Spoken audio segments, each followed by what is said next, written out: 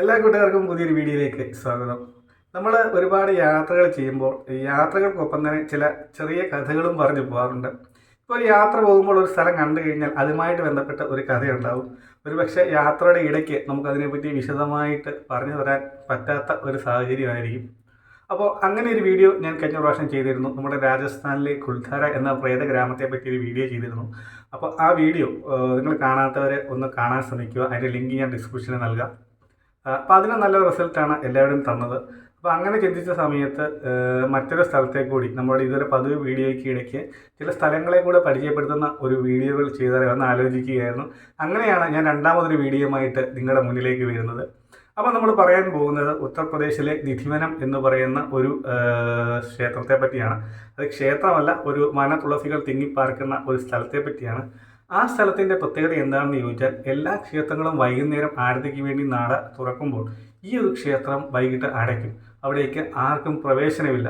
അത് പ്രവേശനം ഇല്ല എന്ന് പറയാൻ ഒരു കാരണം കൂടിയുണ്ട്. രാധാകൃഷ്ണ സംഗമം ഇല്ലെങ്കിൽ രാധയും കൃഷ്ണനും ഒക്കെ രാത്രിയിലേക്കൊക്കെ വരുന്ന ഒരു സ്ഥലമാണ് ഈ ഒരു നിധിവനം. അവിടെ നൈറ്റ് അല്ലെങ്കിൽ രാത്രിയിൽ പ്രവേശിക്കുന്നവർക്ക് അപകടം ഒക്കെ ഉണ്ടാകുമെന്നും അല്ലെങ്കിൽ എന്തെങ്കിലും മാനസിക നില തെറ്റുമെന്നൊക്കെയാണ് വിശ്വാസം. അതുകൊണ്ട് തന്നെ നൈറ്റ് അല്ലെങ്കിൽ വൈകുന്നേരം 6 മണി കഴിഞ്ഞാൽ അവിടേക്ക് ആരെയും പ്രവേശിപ്പിക്കുന്നില്ല. അപ്പോൾ ഇതിനെപ്പറ്റിയുള്ളൊരു വീഡിയോ ആണ് ഞാൻ ഇന്ന് ചെയ്യുന്നത്. ഞാനൊരു 2 വർഷം മുമ്പാണ് വൃന്ദാവനത്തിനുള്ളിലെ നിധിവനത്തിൽ പോയത്. അപ്പോൾ അതിനെക്കുറിച്ചുള്ള കുറച്ച് ഡീറ്റെയിൽസും ഒരു കഥയും കൂടെ പറയാൻ വേണ്ടിയിട്ടാണ് ഈ ഒരു വീഡിയോയുമായിട്ട് വരുന്നത്. അപ്പോൾ എല്ലാ കൂട്ടുകാർക്കും പുതിയൊരു വീഡിയോയിലേക്ക് സ്വാഗതം. നമുക്ക് വീഡിയോയിലേക്ക് പോകാം.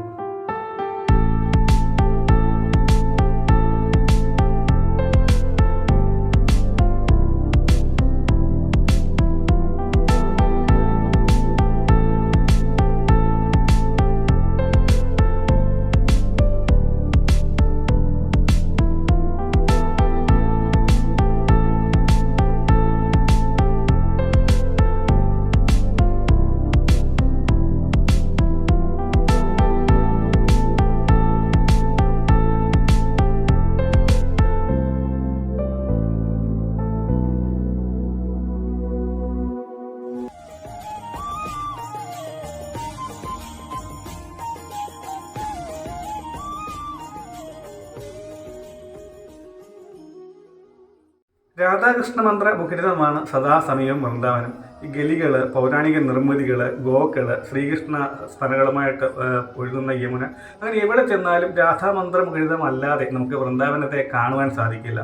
ഘട്ടുകൾ, ശ്രീ ബലരാമ ക്ഷേത്രം, വൈഷ്ണോദേവി ധാം, അങ്ങനെ നിരവധി ക്ഷേത്രങ്ങളും ഈ ഒരു പുണ്യഭൂമിയിലുണ്ട്. അപ്പോൾ ഈ ക്ഷേത്രങ്ങളൊക്കെ വൈകുന്നേരം ആരതിക്കായിട്ട് നട തുറക്കുമ്പോൾ ഒരാളെയും കടത്തി വിടാത്ത ഒരു ക്ഷേത്രമുണ്ടെന്ന് ഞാൻ പറഞ്ഞിരുന്നല്ലോ. അപ്പോൾ ജീവാത്മാവും പരമാത്മാവും ഒന്നിക്കുന്ന ആ ഒരു വൃന്ദാവനത്തിലെ ക്ഷേത്രത്തിൽ എത്തിച്ചേരാൻ തുളസികൾ എന്ന് പറയുന്ന തുളസികൾക്കിടയിലൂടെ നമ്മൾ നടന്ന് നിഗൂഢമായ കഥകൾ പേറുന്ന ഈ ഒരു നിധിവനത്തിലേക്ക് എത്തിച്ചേരുവാൻ സാധിക്കും. നിധിവനത്തെ പറ്റി പറഞ്ഞതിന് മുമ്പ് ബാങ്കെ ബിഹാരിയെ പറ്റി നമ്മളൊന്ന് പറയണം. ഉത്തർപ്രദേശിലെ മഥുരയിൽ നിന്നും ഒരു 12 കിലോമീറ്റർ മാറിയാണ് ഈ ഒരു വൃന്ദാവനമുള്ളത്. അപ്പം ഈ കൃഷ്ണന് മറ്റൊരു പേരെന്ന് പറഞ്ഞാൽ കുഞ്ചു ബിഹാരി എന്നാണ്. അതായത് വള്ളിക്കുടിലുകൾക്കിടയിൽ അല്ലെങ്കിൽ മരക്കൊമ്പുകൾ കൊണ്ട് നിർമ്മിച്ച ഒരു കുടിലുകൾക്കിടയിൽ താമസിക്കുന്ന ആളായതുകൊണ്ട് കുഞ്ചു ബിഹാരി എന്ന ഒരു പേരും കൂടിയുണ്ട്. ഇപ്പം നമ്മൾ ചെന്ന് കഴിഞ്ഞാൽ മരങ്ങൾ കൊണ്ട് സംരക്ഷിതമായ ഒരു വഴിയിലൂടെയാണ് നമ്മുടെ ഈ നിധിവനത്തിൽ എത്തിച്ചേരുന്നത്. അവിടുത്തെ ഒരു പ്രത്യേകത എന്ന് പറഞ്ഞാൽ രാധയുടെയും കൃഷ്ണൻ്റെയും നൃത്തത്തിന് രാത്രിയിൽ ഈ നിധിവനം സാക്ഷ്യം വഹിക്കാറുണ്ട് എന്നാണ് പറയുന്നത്. അതായത് രാസലീല ഇവിടെയാണ് നടക്കുന്നതെന്നാണ് പറയപ്പെടുന്നത്. ഉയരം കുറഞ്ഞതാണെങ്കിലും ജോഡികളായി കാണപ്പെടുന്നതും പിന്നെ കടപുഴകി വീണതുമായ നിരവധി ചെടികൾ ഈ ഒരു ക്ഷേത്രത്തിലുണ്ട്. അപ്പോൾ അത് കാണാൻ വേണ്ടിയിട്ടൊരു പ്രത്യേക ഭംഗി തന്നെയാണ്. ഞാൻ അതിൻ്റെ ഒരു സ്റ്റില്ല് വീഡിയോ എനിക്ക് കാണിച്ചു തരാം. അതിങ്ങനെ ചുറ്റിപ്പണഞ്ഞ് കിടക്കുന്ന ഇല്ലെങ്കിൽ ചില്ലകളൊക്കെ ഭൂമിയെ ചുംബിച്ച് നിൽക്കുന്ന ആ ഒരു തരത്തിലൊരു പ്രത്യേക ഭംഗി തന്നെയാണ് ഇത് കാണുവാൻ വേണ്ടിയിട്ട്. അപ്പോൾ ഈ തുളസികളൊക്കെ ഗോപികമാർ ആണെന്നാണ് ഒരു വിശ്വാസം. അതായത് രാത്രിയിൽ ഇവ ഗോപികമാരായി മാറുമെന്നാണ് വിശ്വാസം. അപ്പോൾ ഈ തുളസി ചെടികൾ പറഞ്ഞാൽ നമ്മുടെ തുളസി ചെടിയല്ല, ഇച്ചിരി വലുതാണ്, തുളസിയാണ്. അത് രാത്രിയിലായി കഴിഞ്ഞാൽ ഇത് ഗോപികമാരായി രാസലീലയിൽ ഏർപ്പെടുന്നു എന്നാണ് വിശ്വാസം. ഞാൻ അപ്പോൾ രാത്രിയിൽ ഇവരിങ്ങനെ നൃത്തം ചെയ്യുന്നു, പാട്ട് പാടുന്നു. നൃത്തം ചെയ്ത് പാട്ട് പാടിയ ശേഷം നേരം വെളുക്കാറാകുമ്പോൾ ഈ ഗോപികമാരൊക്കെ നൃത്തമൊക്കെ നിർത്തുകയും പിന്നീട് അവർ പഴയ പോലെ തുളസിയുടെ കൂട്ട് തന്നെ ചുറ്റിപ്പിളഞ്ഞ് മരങ്ങളായി തുളസിമരമായി മാറും എന്നാണ് ഇവിടുത്തെ ഒരു വിശ്വാസം. അപ്പോൾ ഇവിടെയുള്ള ആൾക്കാർ പറയുന്നത് ഓരോ പുലരിയിലും ഇവിടെയുള്ള ഈ തുളസി മരങ്ങളുടെ ആകൃതി മാറിക്കൊണ്ടിരിക്കുക എന്നാണ്. അതായത് ഇപ്പം നൃത്തം ചെയ്തിട്ട് അവരെ നേരം വെളുക്കുമ്പോൾ എങ്ങനെ നിർത്തുന്നു അതേ രീതിയിലാണ് ഇവിടെ മരങ്ങൾ പിറ്റേ ദിവസം നിൽക്കുന്നത് എന്നാണ് പറയുന്നത്. അപ്പോൾ അങ്ങനെ അപ്പോൾ ഇവിടെ കുറേ ആൾക്കാർ കടന്ന് ഇത് കാണാനൊക്കെ ശ്രമിച്ചിരുന്നു. പക്ഷെ അങ്ങനെയുള്ള ആൾക്കാർക്ക് ഒരുപാട് അശുഭ വാർത്തകൾ വരുമെന്നാണ് ഇവിടെയുള്ള ഒരു നാട്ടുകാരുടെ വിശ്വാസം. അപ്പോൾ നിധിവനത്തിനുള്ളിൽ കുറേയേറെ ആരാധനാ കേന്ദ്രങ്ങളുണ്ട്. അതിലൊന്നാണ് സ്വാമി ഹരിദാസിൻ്റെ ഒരു ആരാധനാലയം. ഇവിടെ സദാസമയവും സംഗീതം മുഴങ്ങിക്കൊണ്ടിരിക്കും. അപ്പോൾ നമ്മൾ പറയുവാണെങ്കിൽ ഹരിദാസിനെ പറ്റി പറയുവാണെങ്കിൽ അക്ബർ ചക്രവർത്തിയുടെ സദസ്സിലെ സംഗീതജ്ഞനായിരുന്ന സംഗീതം ആലപിച്ച് മഴ പെയ്ച്ച താൻസിൻ്റെ ഗുരുവാണ് സ്വാമി ഹരിദാസ്. സ്വാമി ഹരിദാസ് കൃഷ്ണഭക്തിയിൽ ലയിച്ച ഒരു ജീവിതമായിരുന്നു സ്വാമി ഹരിദാസിൻ്റേത്. അതായത് ഈ നിധിവനത്തിലെത്തി ഇതുപോലെ കൃഷ്ണ കീർത്തനങ്ങളൊക്കെ ആലപിക്കുന്നത് സ്വാമിയുടെ ഒരു പതിവായിരുന്നു. അപ്പോൾ അദ്ദേഹത്തോടൊപ്പം തന്നെ ഈ ഹരിദാസ് സ്വാമിയോടൊപ്പം തന്നെ നിരവധി സ്വാമിമാരും ഇവിടെ ഇങ്ങനെ കൃഷ്ണാലാപനത്തിലൊക്കെ മുഴുകിയിരിക്കുകയായിരുന്നു. അങ്ങനെയാണ് ഈ സ്വാമിയുടെ മുന്നിൽ കൃഷ്ണൻ്റെ ഒരു രാധാകൃഷ്ണ സംയുക്ത രൂപമായ ബാങ്കെ ബിഹാരി എന്ന് പറയുന്ന കൃഷ്ണൻ്റെ മറ്റൊരു രൂപം പ്രത്യക്ഷപ്പെട്ടത്. അതീവ ശക്തിയുള്ളതാണ് ഈ ഒരു ബാങ്കെ ബിഹാരി എന്ന ദേവചൈതന്യം. ഒരു മനുഷ്യൻ്റെ നഗ്ന നേത്രങ്ങൾക്ക് കാണുന്നതിനും അപ്പുറമായിരുന്നു അതിൻ്റെ ഒരു പവർ. അപ്പോൾ ഈ ഇദ്ദേഹം ഈ പറയുന്ന ഹരിദാസ് സ്വാമി കൃഷ്ണനോട് പ്രാർത്ഥിക്കുകയും എനിക്ക് കാണുന്നതിൻ്റെ കൂട്ട് തന്നെ സാധാരണപ്പെട്ട ജനങ്ങൾക്കും കാണണം എന്ന് ഒരു അങ്ങയെ കാണണമെന്നൊരു അഭ്യർത്ഥന നടത്തുകയുണ്ടായി. അപ്പോൾ അത്ര പവറുള്ള ഒരു രൂപമായിരുന്നു അത്. അങ്ങനെ സാധാരണ മനുഷ്യനും കാണാവുന്ന തരത്തിലുള്ള ഒരു വിഗ്രഹമായി ഈ ബാങ്കെ ബിഹാരി പ്രത്യക്ഷപ്പെടുകയാണ്. അങ്ങനെ ബാങ്കെ ബിഹാരി പ്രത്യക്ഷപ്പെട്ട രാധാകൃഷ്ണ സംയുക്തമായ ബാങ്കെ ബിഹാരി പ്രത്യക്ഷപ്പെട്ട ആ ഒരു സ്ഥലത്ത് നിധിവനത്തിലെ ആ ഒരു സ്ഥലത്ത് ഇപ്പോഴും പ്രാർത്ഥനയൊക്കെ നടത്തുന്നുണ്ട്. പിന്നെ ആദ്യം ഇത് നിധിവനത്തിലായിരുന്നു സൂക്ഷിച്ചിരുന്നെങ്കിലും പിന്നീട് ഇത് ഇവിടെ നിന്ന് തൊട്ടടുത്തുള്ള ക്ഷേത്രത്തിലേക്ക് മാറ്റിയിട്ടുണ്ട്. അതുപോലെ തന്നെ ഹരിദാസ്വാമി യോജിച്ചിരുന്ന യോഗദണ്ഡ അടക്കമുള്ള വസ്തുക്കൾ ഇവിടെ നമുക്ക് കാണുവാൻ സാധിക്കും. അതോടൊപ്പം തന്നെ അദ്ദേഹത്തിൻ്റെ കൂടെയുള്ള ആചാര്യന്മാരും അന്ത്യവിശ്രമം കൊള്ളുന്നത് ഈ ഒരു നിധിവനത്തിലാണ്. ചെറിയൊരു വനമാണ്. ഇവിടെ കുറേയേറെ കാര്യങ്ങൾ കുറേയേറെ ക്ഷേത്രങ്ങളുമുണ്ട്. നിധിവനത്തിലേക്ക് ചെന്ന് കഴിഞ്ഞാൽ നമ്മൾ ആദ്യം കാണുന്ന വലസൈഡിലൊരു കുളം കാണാം. ഇതിന് ലളിതാകുണ്ട് എന്നാണ് പറയുന്നത്. അപ്പോൾ രാസലീലയ്ക്ക് ശേഷം ക്ഷീണിതരാകുന്ന ഗോപിമാർക്ക് വെള്ളം കുടിക്കാനായി കൃഷ്ണൻ തൻ്റെ ഓടക്കുഴൽ കൊണ്ട് നിർമ്മിച്ചതാണ് ഈ ഒരു കുളമെന്നാണ് പറയപ്പെടുന്നത്. അങ്ങനെ ഒരു ചരിത്രമാണ് ലളിതാകുണ്ടിനുള്ളത്. നമ്മൾ കയറിപ്പോകുമ്പോൾ വലസൈഡിലായിട്ട് കാണുന്നതാണ് ഈ ഒരു ലളിതാ കുണ്ട്. അതായത് ഒരു ദിവസം രാസലീലയ്ക്ക് ശേഷം ഗോപികമാർക്ക് വളരെ ദാഹമുണ്ടാവുകയും അവർ യമുനയിൽ വെള്ളമെടുക്കാൻ ദൂരേക്ക് പോകാൻ ശ്രമിക്കുകയും ചെയ്തു. ആ സമയത്താണ് രാത്രിയിൽ ഇവരെ അത്രയും ദൂരം പോകണ്ട എന്ന് കരുതി ശ്രീകൃഷ്ണൻ തൻ്റെ ഓടക്കുഴൽ കൊണ്ട് ഈ പറയുന്ന കുളമുണ്ടാക്കിയത്.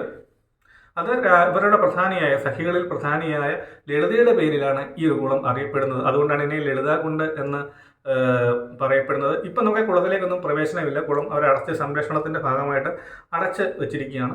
പിന്നെ നമ്മൾ കാണുന്ന ഒരു അമ്പലമാണ് രാധാകൃഷ്ണ രംഗമഹൽ എന്നത്. രാധാകൃഷ്ണന്മാർ രാസലീലയ്ക്ക് ശേഷം രാത്രി കഴിഞ്ഞുകൂടുന്നു എന്ന് വിശ്വസിക്കപ്പെടുന്ന ഒരു മന്ദിരമാണ് ഈ രംഗമഹൽ. അപ്പോൾ നിധിവനത്തിലെ പ്രധാനമായ ഒരു മന്ദിരം എന്ന് പറയുന്നത് ഈ രംഗമഹലാണ്. കാരണം ഈ ക്ഷേത്രത്തിനുള്ളിൽ ചന്ദനത്തടിയിൽ തീർത്ത ഒരു വലിയൊരു കട്ടിൽ കാണുവാൻ സാധിക്കും. അപ്പോൾ ഈ ഒരു കട്ടിൽ എന്തിനാണെന്ന് വെച്ച് കഴിഞ്ഞാൽ കട്ടിലിനുള്ളിൽ പൂക്കളൊക്കെ വെച്ച് അലങ്കരിച്ചിട്ടുണ്ട്. അതുപോലെ തന്നെ കണ്ണാടി വെച്ചിട്ടുണ്ട്, സുഗന്ധദ്രവ്യങ്ങൾ വെച്ചിട്ടുണ്ട്, വെള്ളം വെച്ചിട്ടുണ്ട്. ഇങ്ങനെ ഒരു സ്ത്രീക്ക് അണിഞ്ഞൊരുങ്ങുവാൻ എന്തൊക്കെ വേണം, അല്ലെങ്കിൽ അണിഞ്ഞൊരുങ്ങുവാൻ എന്തൊക്കെ വേണം, അങ്ങനെയുള്ള സാധനങ്ങളെല്ലാം ഈ രംഗമഹലിൽ ഒരുക്കിയിട്ടുണ്ട്. ഒരു കട്ടിലുണ്ടെന്ന് ഞാൻ പറഞ്ഞിരുന്നല്ലോ. അപ്പോൾ എല്ലാ ദിവസവും വൈകിട്ടത്തെ പൂജകൾക്ക് ശേഷം ഇവിടുത്തെ പൂജാരി ഈ കിടക്കിയൊക്കെ ഇങ്ങനെ അലങ്കരിച്ച് കുങ്കുമമൊക്കെ വെച്ച് സുഗന്ധദ്രവ്യങ്ങളും ഒക്കെ വെച്ച് ഈ ഇവിടുത്തെ പൂജയൊക്കെ നടക്കുന്നുണ്ട്. പൂജാരി ഈ ക്ഷേത്രത്തിൻ്റെ പ്രധാന വാതിലെല്ലാം അങ്ങ് അടയ്ക്കും. അടച്ചു കഴിഞ്ഞിട്ട് അടുത്ത ദിവസം രാവിലെ വരുന്ന സമയത്ത് അപ്പം നമുക്ക് പറഞ്ഞ കൂട്ട് തന്നെ പൂജാരി വൈകിട്ട് പോയി കഴിഞ്ഞാൽ പിന്നെ രാത്രി ആർക്കും പ്രവേശനമില്ല. ഒരു മനുഷ്യർ മൃഗങ്ങൾ പോലും അങ്ങോട്ട് കയറില്ല എന്നാണ് പറയുന്നത്. എന്താണ് ഉറുമ്പുകൾ പോലും കയറില്ല എന്നൊക്കെയാണ് അവിടെ ഉള്ളവർ പറയുന്നത്. അപ്പോൾ ഈ പൂജാരി പൂജകളൊക്കെ നടത്തി ഈ പറയുന്ന രംഗമഹൽ ഇങ്ങനെ വിരിച്ച് നമ്മളെന്താണ് പറയുന്നത് നല്ല അലങ്കരിച്ച് വെച്ചിട്ട് പോയി കഴിഞ്ഞിട്ട് പിറ്റേ ദിവസം രാവിലെ വന്ന് തുറക്കുമ്പോൾ ഈ വെച്ചിരുന്ന സാധനങ്ങളെല്ലാം അലങ്കോലപ്പെട്ട് കിടക്കുന്നതായിട്ടാണ് കാണുവാൻ സാധിക്കുന്നത്. അപ്പോൾ ഇതിന് പറയുന്ന ഒരു വിശ്വാസം കൃഷ്ണൻ രാധയെ ഇവിടെ വെച്ച് അണിയിച്ചൊരുക്കുന്നു എന്നാണ്. അങ്ങനെ അണിയിച്ചൊരുക്കി കുങ്കുമവും ഒക്കെ ഉപയോഗിക്കുന്നുണ്ട് എന്നൊക്കെയുള്ളൊരു വിശ്വാസമാണ്. പിന്നെ തുറസായ ഒരു പ്രദേശമുണ്ട്, ഇതിനെ രാസമണ്ഡൽ എന്നാണ് പറയുന്നത്. അപ്പം ഈ കൃഷ്ണൻ ഗോപികമാർക്കൊപ്പം നൃത്തം ചെയ്യുന്നത് ഈ രാസമണ്ഡലത്തിലാണെന്നാണ് വിശ്വസിക്കപ്പെടുന്നത്. അപ്പം ഈ രാസമണ്ഡലത്തിൽ എത്തിക്കഴിഞ്ഞാൽ ഒരാൾ വിഷമത്തോടെ അവിടേക്ക് കയറില്ല. അതായത് നമ്മൾ സന്തോഷത്തോടെ രാധയിൽ കൃഷ്ണ സന്തോഷത്തോടെ മാത്രമേ ഈ രാസമണ്ഡലത്തേക്ക് പ്രവേശിക്കാവൂ. അല്ലാതെ വിഷമത്തോടെ ആര് ഈ രാസമണ്ഡലത്തിലേക്ക് കയറുന്നു, ആ പ്രദേശത്തേക്ക് എത്തിച്ചെന്നു അവരെ ജീവിതകാലം മുഴുവനും വിഷമം പിന്തുടരും എന്നാണ് വിശ്വാസം. അഥവാ നമ്മൾ സന്തോഷത്തോടെ കയറുകയാണെങ്കിൽ ജീവിതകാലം മുഴുവൻ സന്തോഷം നമുക്കുണ്ടാകും എന്നാണ് അവിടെയുള്ളൊരു വിശ്വാസം. വൃന്ദാവനത്തിൽ ഈ കൃഷ്ണനേക്കാൾ ഏറെ ഏറ്റവും കൂടുതൽ പറയുന്ന പേര് രാധ എന്നാണ്. ഇവിടെ കൃഷ്ണ എന്ന് പറയുന്ന പോലെ അവിടെ ചെന്ന രാധ എന്നാണ്. നമ്മൾ ആരോട് സംസാരിച്ചാലും രാധയെ ചേർത്താണ് പറയുന്നത്. ഇപ്പോൾ രാധ എന്ന് ചേർത്തിട്ടാണ് പിന്നെ അവർ ബാക്കി കാര്യങ്ങൾ പറയുന്നത്. അപ്പോൾ ഇവിടെ നമ്മൾ ഈ പറയുന്നതിൻ്റെ കൂട്ട് ഇവിടെ ചെന്ന് കഴിഞ്ഞാൽ ഫുൾ ടൈം ആട്ടവും പാട്ടും സന്തോഷമായിട്ടുള്ള ആൾക്കാരെയാണ് നമുക്ക് കാണുവാൻ സാധിക്കുന്നത്. പിന്നെ നിധിവനത്തിൽ ഉള്ള മറ്റൊരു ക്ഷേത്രം എന്ന് പറയുന്നത് കുഞ്ഞു ഇതാണ് ക്ഷേത്രമാണ് വംശിചോരി രാധാക്ഷേത്രം. അപ്പോൾ ശ്രീകൃഷ്ണൻ്റെ ഓടക്കുഴൽനാഥം നമുക്കറിയാം പ്രധാനമായിട്ടും രാധയ്ക്ക് വേണ്ടിയിട്ടുള്ളതായിരുന്നു. അങ്ങനെ ഒരു ദിവസം രാധയ്ക്ക് ഒരു കൃഷ്ണനെ പോയി ഓടക്കുഴലൊക്കെ വായിക്കാനൊക്കെ ഒരു ആഗ്രഹം വന്നു.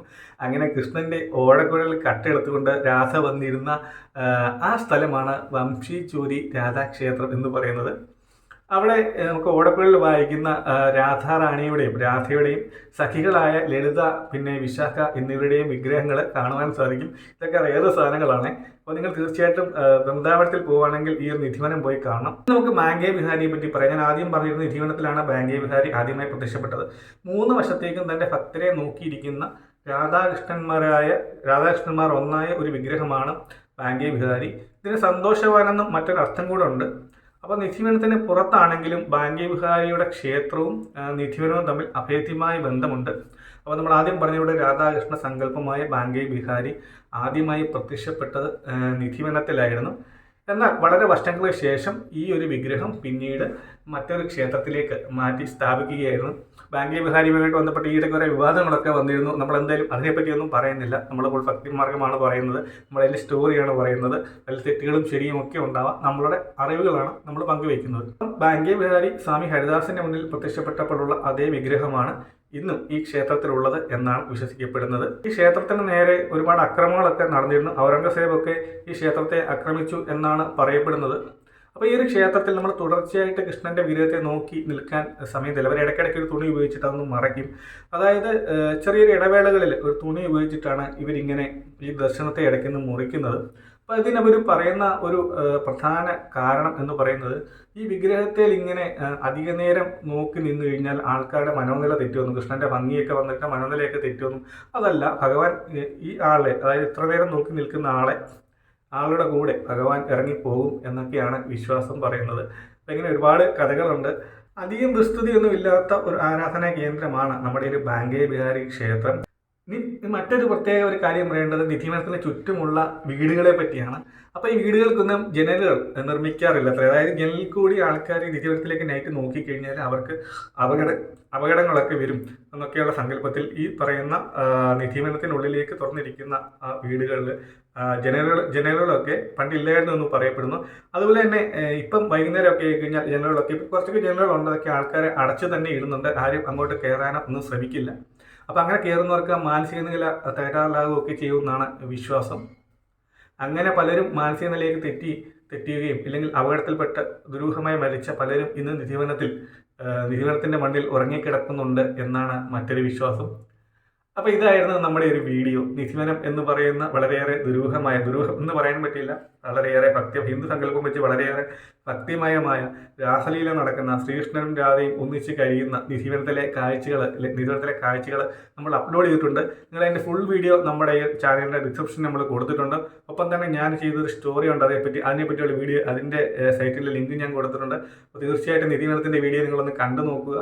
വളരെയേറെ വ്യത്യസ്തമായ കാര്യങ്ങളും ആരാധനാ സമുദായങ്ങളും പൂജകളും ഇല്ലെങ്കിൽ കഥകളും ഒക്കെയുള്ള നാടാണ് നമ്മുടെ ഇന്ത്യ. നമ്മൾ ചില വീഡിയോകൾ ചെയ്യുമ്പോൾ പെട്ടെന്ന് നമുക്ക് പറഞ്ഞു പോകാനേ പറ്റത്തുള്ളൂ. ഡീറ്റെയിൽ ആയിട്ട് പറയണമെങ്കിൽ ഇത് ഇങ്ങനെയൊക്കെ പറയാനേ പറ്റത്തുള്ളൂ. അപ്പോൾ നിധിവനത്തെ പറ്റിയുള്ള ഫുൾ വീഡിയോ നമ്മൾ അപ്ലോഡ് ചെയ്തിട്ടുണ്ട്. അതിൻ്റെ ലിങ്ക് ഞാൻ ഡിസ്ക്രിപ്ഷൻ കൊടുത്തേക്കാം. അതുപോലെ തന്നെ വീഡിയോയുടെ ലാസ്റ്റും കൊടുത്തേക്കാം. നിങ്ങൾ ആ വീഡിയോയും കൂടെ കണ്ടു നോക്കുമ്പോൾ നിങ്ങൾക്ക് മനസ്സിലാവും. ഞാൻ ഈ പറഞ്ഞതിലൊക്കെ കുറേ തെറ്റുകളൊക്കെ ഉണ്ടായിരിക്കും. എൻ്റെ അറിവിൽ നിന്നും എനിക്ക് കിട്ടിയ കാര്യങ്ങളിൽ നിന്നും മാത്രമാണ് ഈ ഒരു വീഡിയോ നമ്മൾ ചെയ്തത്. അപ്പോൾ മറ്റൊരു വീഡിയോയുമായിട്ട് നമുക്ക് വീണ്ടും കാണാം.